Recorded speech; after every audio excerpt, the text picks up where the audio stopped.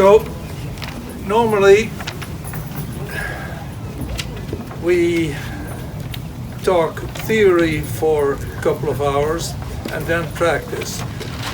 Today it's all squeezed together in very little time.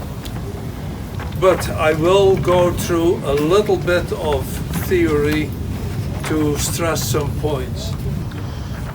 So we set out 8 years ago to establish an orchard here, and we planted really tiny little trees. But that doesn't matter as long as you prepare the soil well. And that's what we did.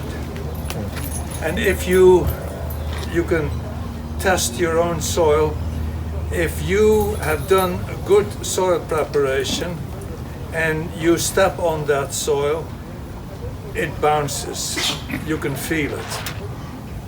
And that's what's happening here. Actually, it may be a little bit of a problem right now because the last few weeks we've had some voles in here, or some moles, whatever they were. They love going through the roots of the trees and eating them. And that is not in the book, so we're still trying to find a something to take care of those. So now one thing about soil. The soil that we sit on, that we stand on, actually it's half solid and half void. That's good soil. So no more than half of the soil should be minerals and solid material. The other half should be either air or water. Now in cities many times the soil gets compressed more, compacted more, but the more compacted, the harder a time the roots have going through the soil. And at some point, that's different for every tree, but somewhere between 70 and 80% density, the tree just gives up, or the plant. And it says, I'm not going to work here, forget it. So you want to keep that soil as loose and as open as possible. And when you look at soil particles magnified a lot, then you would find that some particles are enormous and some particles are very tiny. The tiny particles we call clay, the enormous particles we call sand. It's not enough to have that difference in size. Now you need something that glues all the particles together and that makes it easy for roots to go through and for the myriad of little creatures to go through the soil. Because as it turns out, even a little thimbleful of soil probably contains several billion of microscopically small microorganisms. And those do all the hard work. They make it easier for the roots to grow. They make it, they attack old stuff, old leaves, pieces of material. They break those down. So there is a constant activity in the soil, breaking down old stuff, preparing new stuff, and making it easier for the tree to grow. There is yet another thing, and that is the fungi. Trees and old plants long ago figured out that life is hard, and it's a lot easier working with other living beings. And that a fungus is an excellent living being to help a tree along. to find water, to find fertilizer, to fend off insects. And literally, we have pictures of little mycorrhizae, which is the name of the fungi, lassoing little nematodes and killing them off. So the fungi help the tree and help the tomato plant and all the other plants in growing better. In return, the plant pays dues or taxes, whatever you want to call it, of about 1/3 of all the sugar made by the plant. And both sides think that that is a very fair arrangement. So underground, an enormous amount of living beings helping each other. Nothing goes to waste. One plant's waste is another plant's food. Everything is recycled. Everything keeps on working. So you wonder, how come we are pruning in the first place? How come we have this particular shape for these trees here? And this was chosen at this time. 50 years ago, most fruit trees were 25 by 25 or bigger. Everybody loved big trees. Now people love to stand on the ground and pick the fruit while they're standing and keep the tree small and recycle the tree faster. There is no good way. Either way is fine. So you cannot go with what the tree wants. We are not talking about the desires of the trees. We are talking what fits us, what's good for us. And for us right now, we are talking small trees that are easy to reach, that are not too high, and that we prune accordingly. Then another thing that is different here from other parts of the country, spring arrived here last month. When you go to Minnesota, The snow. it might be April before you have spring. Here, spring starts whenever the sap flows in the trees. And so that has taken place already. Before we can prune a tree, we have to know how does it grow and where does it fruit. And as it turns out that's different for each and every tree, and that's something you have to learn. And in your handouts, you'll see that. For example, it's either on last year's branches, previous year's branches, or the current year's branches, or it's on little spurs, which are short, very short branches, or on long-lived spurs. If you look at this apricot here, you see it's finally beginning to bloom some. And these buds here, these are the flower buds. This is where the apricots will grow this season. But these were formed last year. And they will stick around for between 2 to 4 years. So every year we want to replace about 1/4 of all the buds, so that we have always enough of a supply of new buds. On the other hand, if you look at a peach here, which is just now beginning to bud, that one blooms on last year's buds. But if we were to let them grow, all of them, we would have hundreds of tiny little peaches that didn't taste very good. So we cut every fruiting branch in half, or at least take 1/3 off.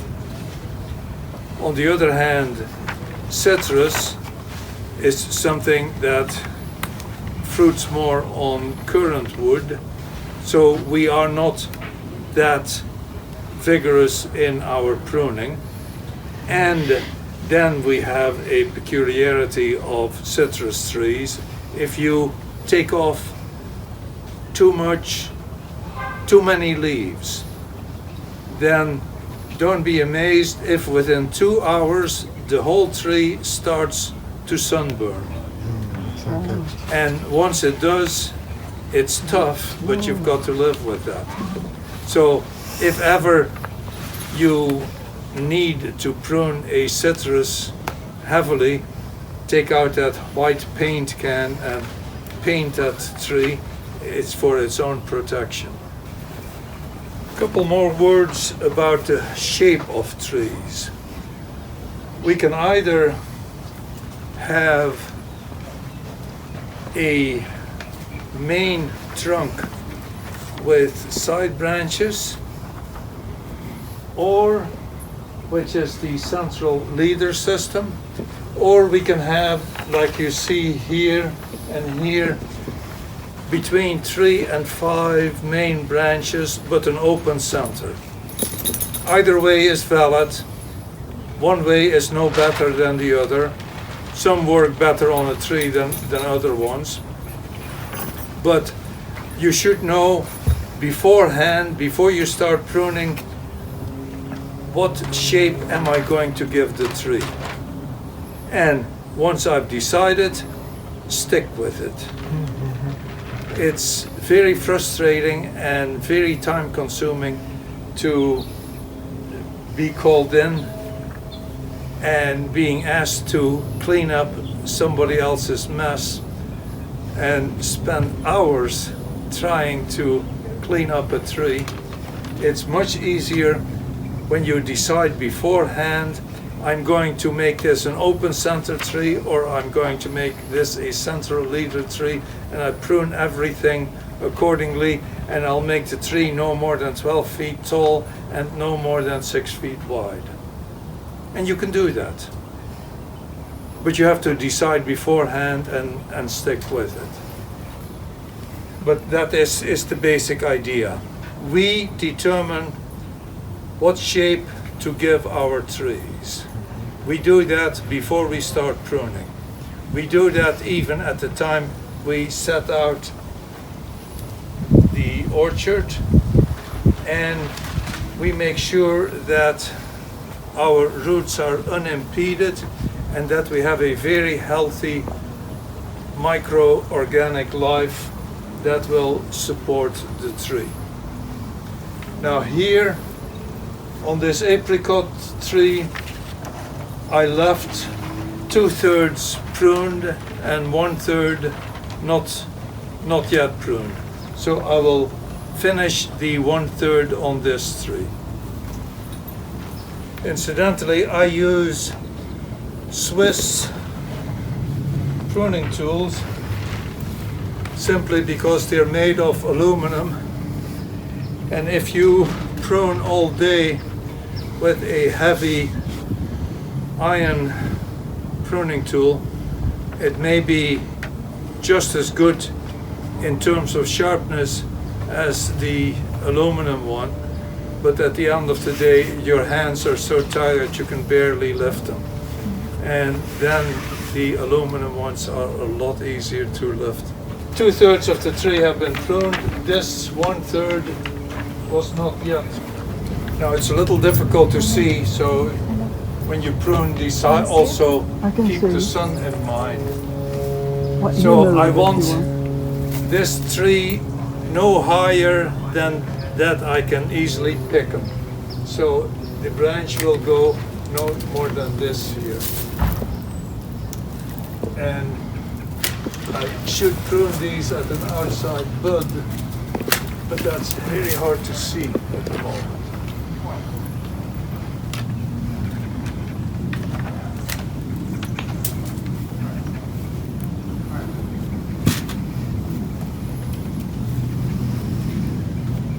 So when I prune, I want the branch no higher than about here, and I want to go to a bud that grows to the outside. I don't want buds growing inside. So I do that all the way around. I go around the tree looking for outside buds. Done that here. So here I have my flowers already.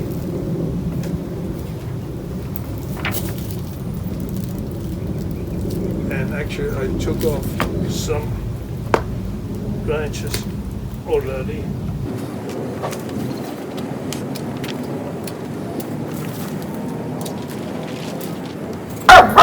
You see, in general, I pruned to outside buds, everything growing to the outside, nothing growing back in. And you look at, you see there's 3 main branches in this tree, and that's typically what we do with the open vase type of pruning, 3 to 5 main branches.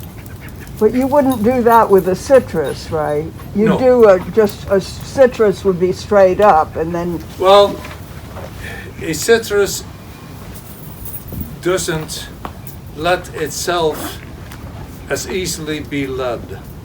right, you're right. So a citrus, you still try to find main branches. So after you're through pruning, you should see a very simple structure. You'd say, oh yes, that's a main branch there, a couple of main branches there. You have no Follows the trunk, crossing yeah. branches, no. It should be absolutely clear what the pruner had in mind. Uh-huh. And if you leave that impression, you did a good job, and if you don't, then you didn't do as good a pruning job as you Okay. could have. All right. And obviously, a lot of that is experience. Sure. But here, now you see, I keep the top of the tree about the same. If I had not pruned this tree, if the tree had not been pruned at all, it would be twice as tall and twice as wide. So I keep it deliberately down. I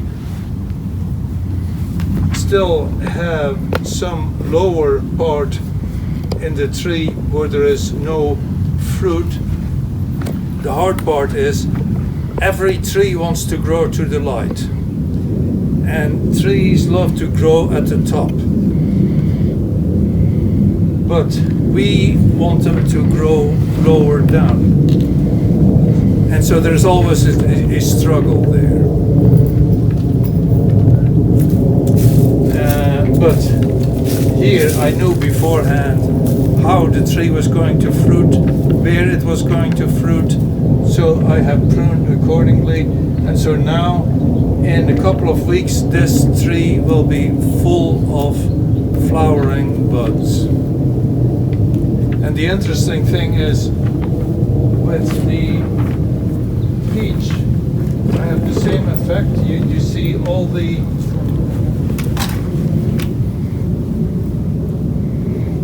flowering branches here, with the nectarine less so. And I ascribe that to the fulls or whatever else was going through the soil. We may have some gophers. It may be some gophers eating Oh, away gophers, absolutely, yes. part of the root base. Like one branch will lay right on top of another. How much worry should you have that they're not competing too much? So you got one here and one just below it and another below that. Uh-huh. Oh, I love to have a whole series of them. Uh-huh. I can see from the color the bright brown or orangey brown Yeah. is the most Young. the youngest and the one that really wants to compete. And as long as it's getting no bigger than this, that's fine with me. I want to fill up the space as much as possible. So I have a branch here, here, here. Now, I could have another branch in between.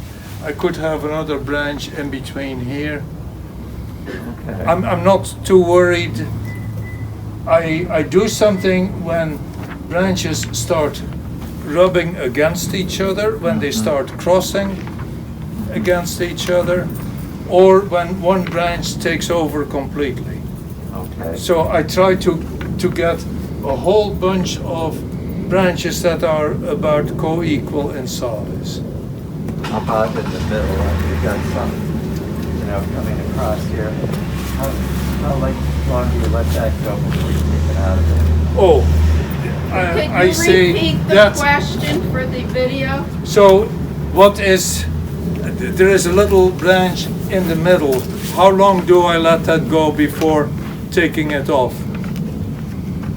It doesn't bother me. It's not going anywhere. It's a little branch. Well, let it grow. Okay. If on the other hand I saw that the branch was really trying to take over, then I would say, hey, too late, but you've got to stop this. Okay. The interesting thing is that branches in a tree do not work together perfectly. They work together to some extent and they compete to some extent. So I recognize that and I say, hey, you want to grow there, fine. But if you grow too much, then I interrupt. 3 typical rose bushes, the way they have grown all year long. And now we are going to change them into their outfit for spring. And what we do, we look for young, productive canes and we prune those as much as possible. And the rose is kind enough to tell us what's young wood and what's old wood. The purple is young wood and the woody look is old. So when I see this one, for example, this is a young cane. Perfect. The very thing I would like to see. Now, after we're through, I will end up with about half a dozen canes, 12 to 18 inches long. That's all. Everything else is gone. So in this one here, here's a long cane.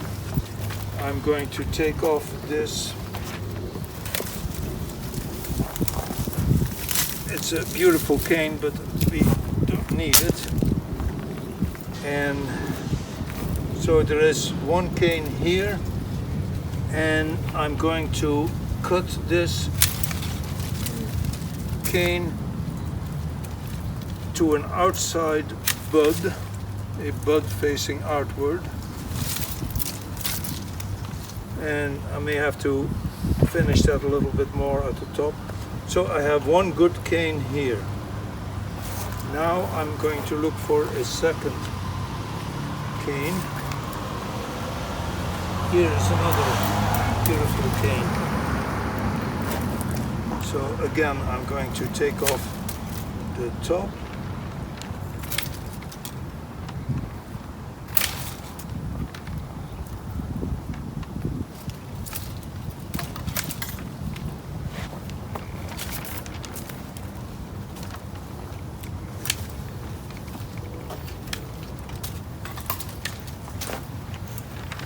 So I have one cane here, one cane here.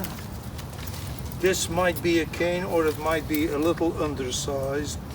For right now, I will keep it.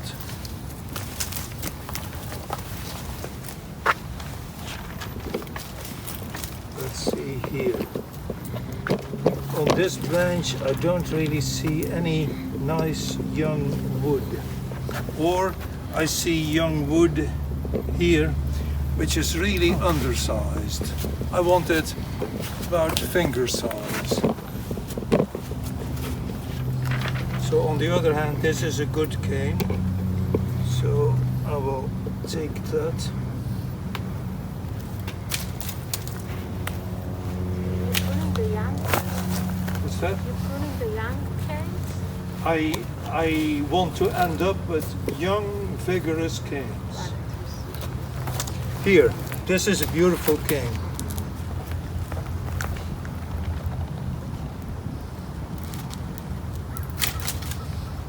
This here. This is tall enough, I don't need anything above this here. So here I might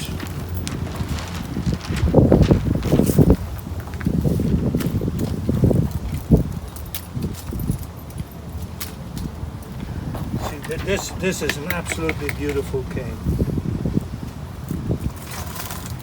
On the other hand, this cane here That cane is This. Diego, why don't you switch places with me? You'll get a and this direct one, view. although it's a good size, it's crossing next to the other ones. So I don't like that.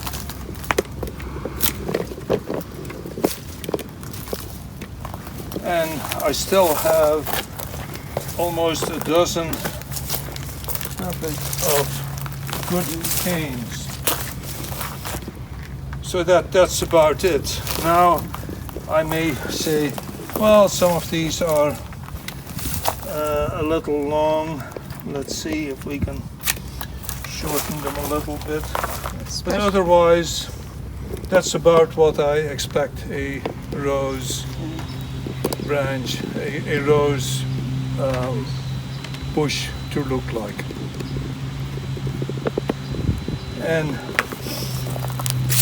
while this looks like vigorous pruning, the rose will reward you by blooming with beautiful big flowers. You want the bush after pruning to look as simple as possible. Ask a question. At Descanso Gardens, they maintain their roses pretty high, Yes. and I think it's on some of the older wood. Is that a different style or just a different nuance there? You can do it. I think the rose responds better to more vigorous pruning instead of leaving more of the old wood. And if you want to check yourself, take two bushes side by side, prune one more vigorously, prune the other one higher. Okay. I am perfectly happy with 18, at most 24 inches, but that to me already is getting tall. In colder climates, you prune lower, 12 to 18, and you cover the whole bush with compost. Oh, okay. So you don't see what went on. Grapes. Look at this grapevine here. Again, you decide beforehand when you plant it what shape you're going to give it, which direction you want it to grow, whether you want one arm at the top and an arm at the bottom, or even 3 arms, or whether you want single branches. And here This is a little, I'm not quite sure how to treat this here, because when I look at these spurs, this wood, this looks almost dead. This looks alive, this reddish material. So the first thing I would want to know is this an American grape or a European one? And if I don't know, I'm going to be much more careful with pruning it than if I do know. If I know that it is a European grape or a Muscadine grape, then hey, here is one bud. I would like 2 buds per spur. On the other hand, there's 1 bud here, there's 1 bud here, there's 1 bud here, probably 5 or 6 buds on this branch. So if I, again, don't know if this is an American grape or not, I would say, This is an American grape. Somebody gave it to me for my 70th birthday, a little child, and they told me they had just bought it at Ralph's, and it was 2 sticks, 2 canes. And it was so sweet that I said, let's plant it. That's its history. So if it is an American one, then you'd better hang on to the longer branches, just to safeguard yourself, because if it is an American grape, the first bud or 2 will not fruit. That's just a peculiarity of the American grape. Nothing personal, it's just, that's the way they are. On the other hand, when you have something like this here, I honestly don't know if there is any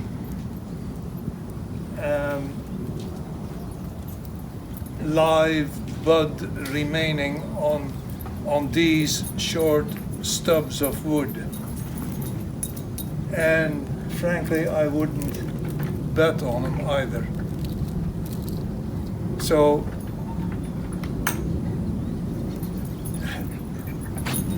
if you prune back a grape, make sure that there is at least a couple of buds on each spur, and preferably even more if it is an American grape. So if this is the American grape, then don't shorten this branch anymore and say, okay, I will see what it turns out to be, because incidentally, besides the American grape, it's also the Thompson seedless, which needs to be pruned the same way. So don't prune this branch, which is called a cane, anymore. These here, I honestly don't know why they were cut this short, beyond me. And here I have way too much wood. For both American and European grape, I want a strong cane here, then 12 or 18 inches nothing, then another strong cane, and so forth. So strong canes evenly divided over the whole grapevine. So I have a good one here, and here I now have 1, 2, and beats me, I don't need 2, Peter. and either take off this one or this one, doesn't matter that much.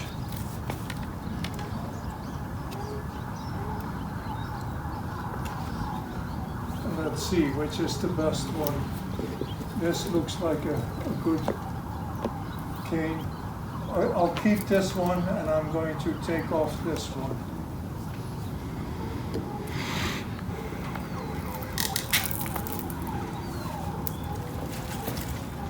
Thinking is the same. There is another good cane here and I'm going to keep that. I'm keeping this cane.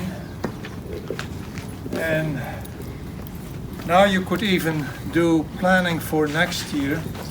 This is the buds for this year, and these two buds will be the canes for next year. Just keep in your mind. So let's take a look and see here. Do I have this here?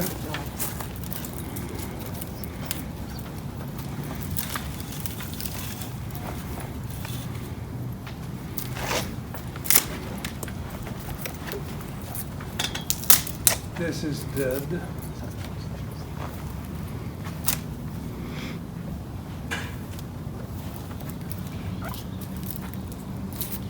Can't see if this is dead. This is alive. So this whole branch is alive, and I want to keep it that way. On the other hand, I'm not so sure that this branch is still alive. So this pruning would have been justified for a European grape. It's not good for an American one.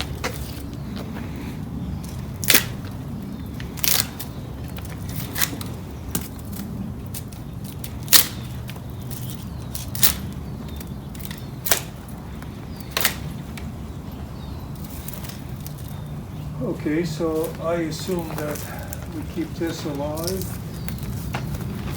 Now this is too close, so I don't need to do anything here.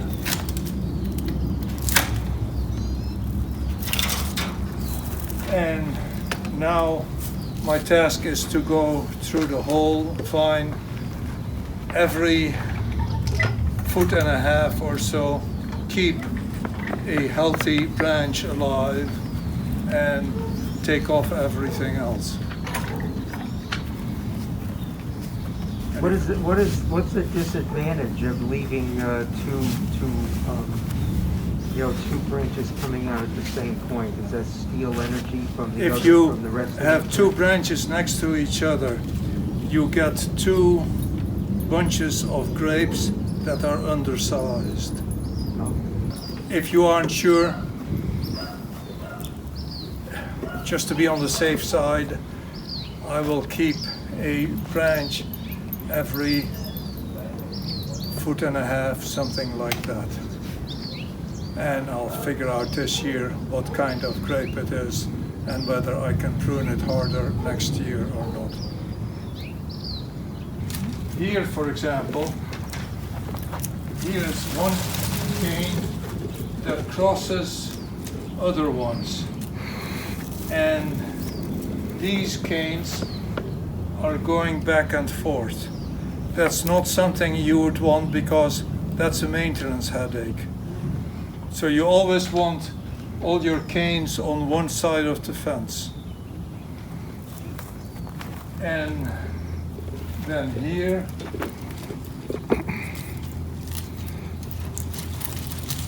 I don't know why you have one here and one here. You don't need it. It's all because we didn't have you when we were doing this, Peter. So we just did our own haphazard.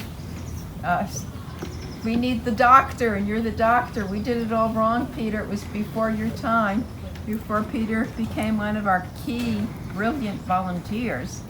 So I question even, do we need this whole cane?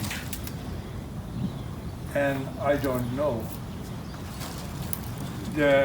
Now the question is, do you want a horizontal vine all the way along, or do you want vertical ones every so often? There again, it becomes important that you decide beforehand, this is the way I will want my tree or my vine to look. If you like the looks of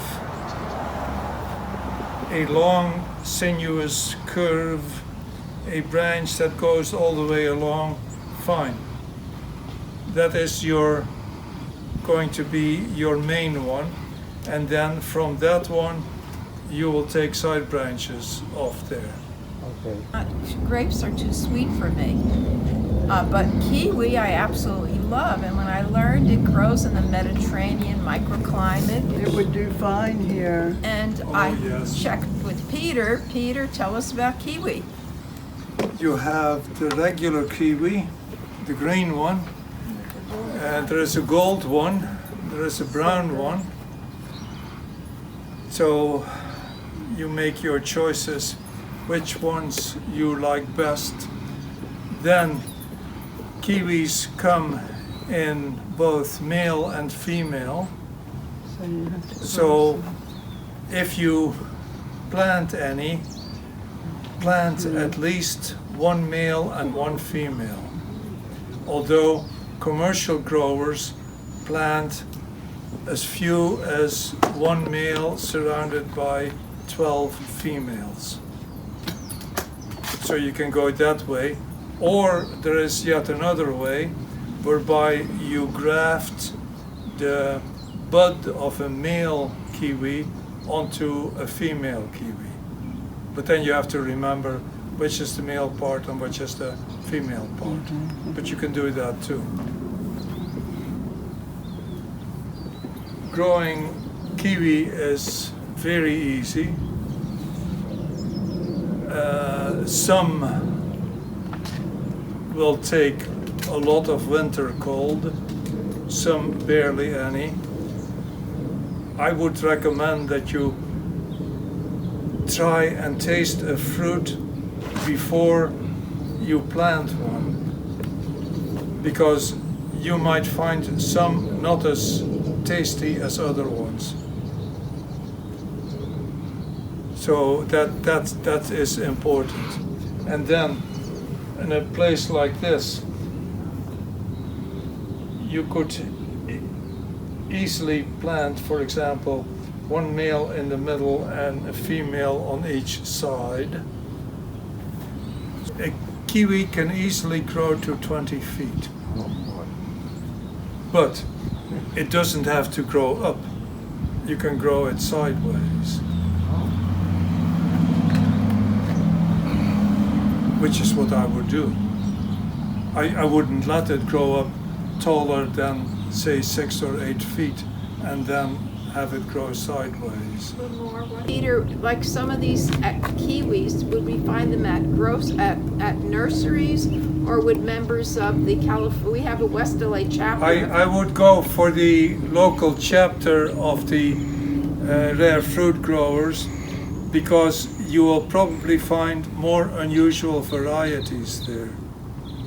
And again, remember, just right now, there is at least 3 or 4 different kinds, but then I looked up kiwis the other day, and there was half a dozen different kinds at least.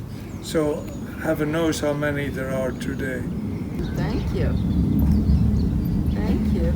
Any other questions of Peter on any of the things we've covered Oh, today? so many questions. There are not enough time. No. I just want This you- was very enjoyable.